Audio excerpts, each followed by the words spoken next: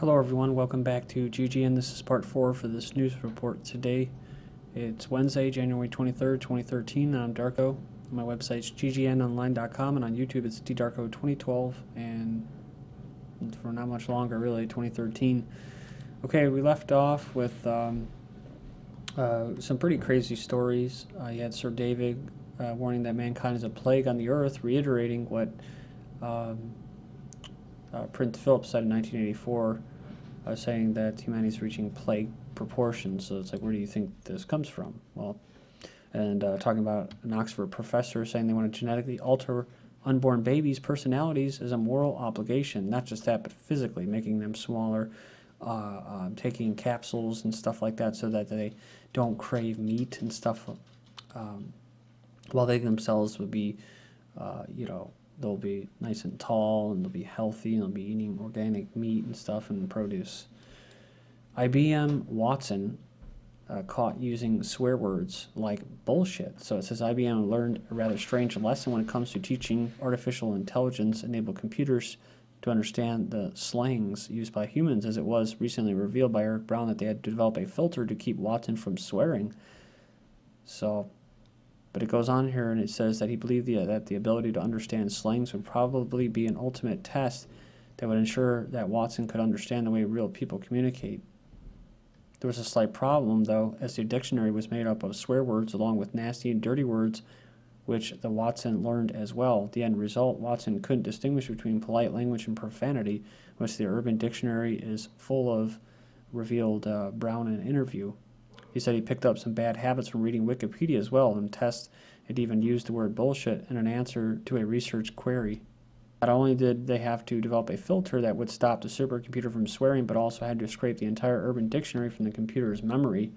Then when you have the CCHR, Citizens Commission on Human Rights, it exposes exorbitant psychiatric military spending to create super soldiers. This is in mainstream media, PR Web, 4 hours to go.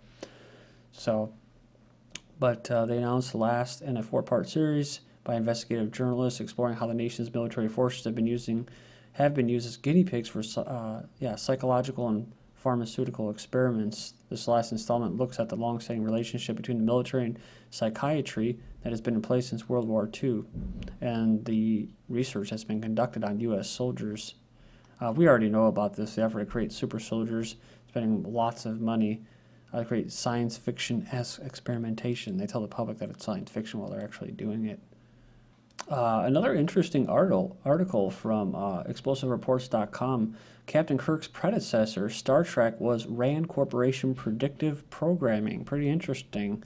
Most of you know him. He was the Captain Pike, the first one that preceded William Shatner in Star Trek. He stated the series was based on the Rand Corporation's projection of things to come. His actor Jeffrey Hunter played Christopher Pike in the Star Trek pilot of The Cage. He told a Hollywood columnist in January of '65 that he hoped the pilot episode would be picked up as a series because he was intrigued by the fact that the series was based on the Rand Corporation's projection of things to come. He says, "We should know within several weeks whether the show has been sold," he said almost a half-century ago. "It will be an hour long in color with regular casts or half dozen or so and important guest stars each week," he stated hopefully.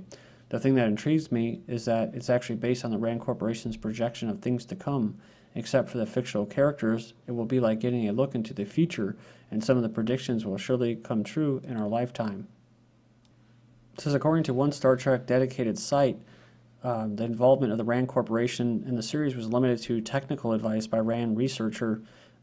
Says Trek Place points out, Lynn provided Star Trek's original series creator Gene Roddenberry with scientific and technical advice during the pre-production of the series. Let me go on there and talk about actually how the bridge, the original bridge was designed by the Rand Corporation. But what's interesting is that this Hunter was actually talking about what? About a projection of things to come.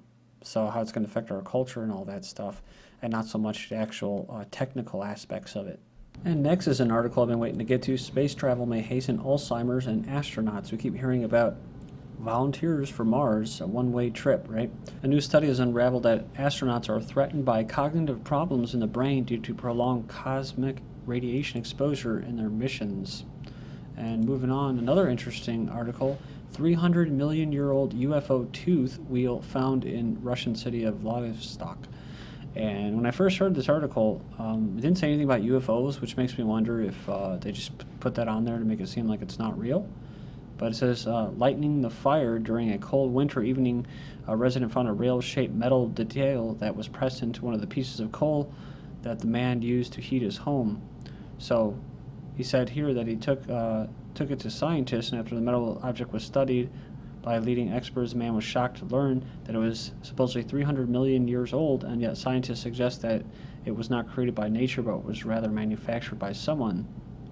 The question of who might have made an aluminum gear in the dawn of time remains unanswered. The dawn of time, right? You're talking about Neanderthals, cavemen, and stuff like that. That's another thing. I think that there was humans were living side by side. I mean, they're starting to admit that now with Neanderthals. They weren't just, you know, one died out and then, oh, here comes another one, right? They were actually living next to each other.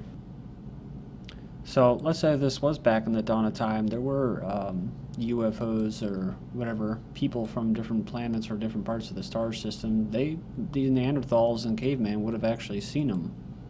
But, you know, hey, I'm just theorizing here, so don't say, "Ooh, this is what you believe," you know. You know, the stuff that I read in the news here, a lot of it's true, so you don't have to agree with everything that I say. Google aims to replace, my thing is I just want to know where we came from, you know, I want to know the truth. So, but it says here, Google aims to replace passwords with ID ring. So the struggle to remember several long and increasingly complicated passwords simply to carry out everyday web tasks could soon become a thing of the past if Google gets its way and introduces a ring that can confirm your identity online. Well, it's nice until it becomes mandatory. Or, really what? This is what it's all about. Everything's about coercion and collectivism. Not that collectivism is bad, it's just that it's you're living in a society where everybody is being coerced and forced into it. So the thing is that it will be so that so many people voluntarily accept this that nobody else will be able to get onto it anymore because the technology will be outdated. An iPhone 6 will have fingerprint sensor included. So iPhone 6 fingerprint sensor rumored to be included in the next iPhone as early as June. So just like this article was talking about, which was what? It was about security, right? And the next one, it goes on here and it says that it will launch, this new iPhone 6 will include a fingerprint sensor for security. All right, next up we have a chip. It says a startup in Corvallis, Oregon has developed a small chip that can turn the body heat into electric energy. In the future, your clothes will be a power plant, never run on batteries or never run out of batteries again. So it's not science fiction, fantasy, it's real. So absorb the heat from your body, and that heat is funneled through a thermoelectric generator that converts into electrical power. So it goes on here and it says they're going to have bookless libraries. Paper books have lost their allure and future generations may have little use for them. Oh yeah, that's what they said in what, was it H.G. Wells' Time Machine that? So when he embarked on a mission to create a countrywide library system, he decided it should be bookless from the start. If you want to get an idea what it looks like, go into an Apple store. It'll be the nation's first bookless library system. So right until the EMP strikes or the after singularity takes over and the AI or Skynet or DARPA takes over, what happens? Well, all those books are gone. Google Android baked into rice cookers in Move Past Phone. So Android software, most widely used smartphone operating system, is making a leap to rice cookers and refrigerators as manufacturers vie to dominate the market for gadgets controlled via the internet. I guess I would just imagine and go on a limb here that it's going to be like a movie I saw recently where people actually had their cell phones attached to their hands. I don't know, that wasn't In Time, but it was a futuristic type movie where they had their cell phones in their hands. Oh yeah, that's what it was, Total Recall. Just more programming, you know. It's funny because like you've seen like the teenagers or whatever, the quote poor people, the plebes, next to Colin Farrell, and they're like, ooh, cool, that's awesome. But he was peeling it out of his hand, right? Wasn't he? So I'm sure that's going to be good for, you know, Wi-Fi frequencies, not just pulsing from a distance, but actually emanating from you. Kind of like this, your clothes will be a power plant. So it goes on here and it says that chip generates enough power to power anything from an accelerometer in your pedometer to the wireless headset to your smartphone. So, switching gears here, this is not a joke. Newsweek on its cover declares Obama inauguration the second coming. So, but it goes on here and says that In the cover, I never saw it before, but How Women Will Save Europe from January 18th, 2013, Newsweek inauguration 2013. Remember before he actually had a halo? Remember that picture? The second coming America expects, can he deliver? So they built up a messiah, right? You know what? I was going to go to somewhere else, but I'll just roll with it here. I'll roll with these two articles. 25 signs American women are being destroyed by the sexual revolution and our promiscuous culture. So has the sexual revolution been good for American women? Well, here at the end of American Dream, they say not at all. In fact, when you look at the facts, it becomes clear that the sexual revolution has been an absolute disaster for American women. In the U.S., men have been trained to be, or to primarily view women as sex objects, which is true, and our culture has become exceedingly promiscuous. It is pretty bad when when guys, especially the big muscle heads, they don't just go out to look for girls, because usually a lot of them will have girlfriends. They'll actually go out to just basically to flex against guys. It's really, really weird.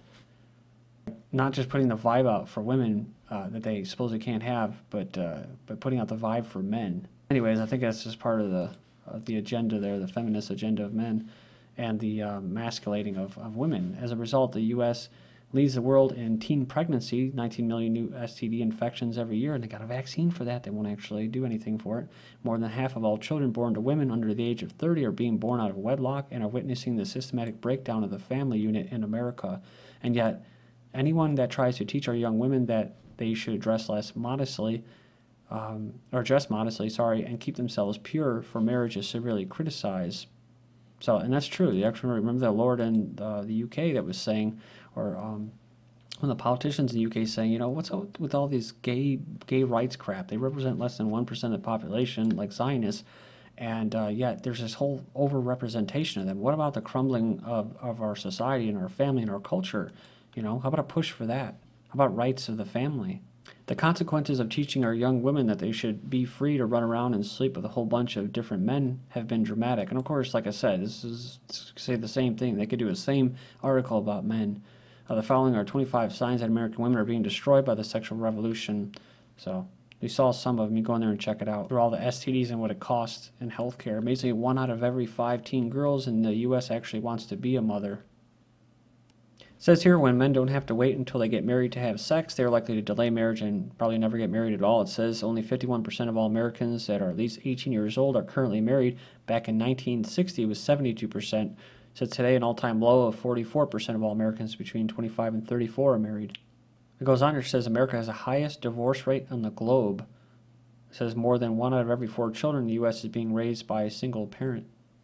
It says overall, more than 50 million babies have been killed in America since Roe versus Wade was decided in 1973. Interesting thing that someone told me was that you got to remember all of these children that would have been born had these babies not been aborted. So instead of 50 million, you would have had about another 300 million. Imagine that. We would be at about 600 million, possibly a billion. And we always hear about India and China. Well, why do you think they started this back in the day? Because they knew we had money, we could prosper, right? In the 60s and the 50s. And so they already started this population reduction agenda back then, right? Really started to take hold in the 70s with all the drugs and liberalization and all that stuff. Free love, I think it's called. You got to remember, it's like that was the counter building up to what was going on in China and India. They knew that they were going to start doing it, like with the one-child policy. When did it start? In China, 1979.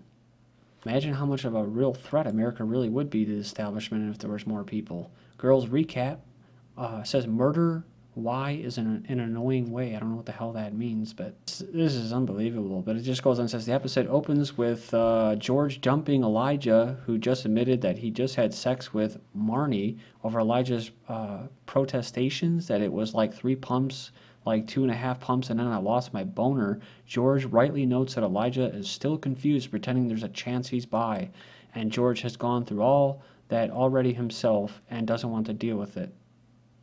On the 40th anniversary of Roe versus Wade, in first, majority of Americans say keep abortion legal. In Ireland, there's an estimated 25,000 that attended a Vigil for Life event.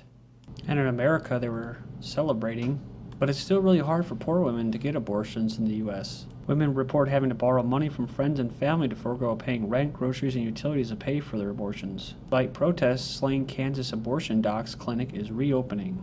Thank you.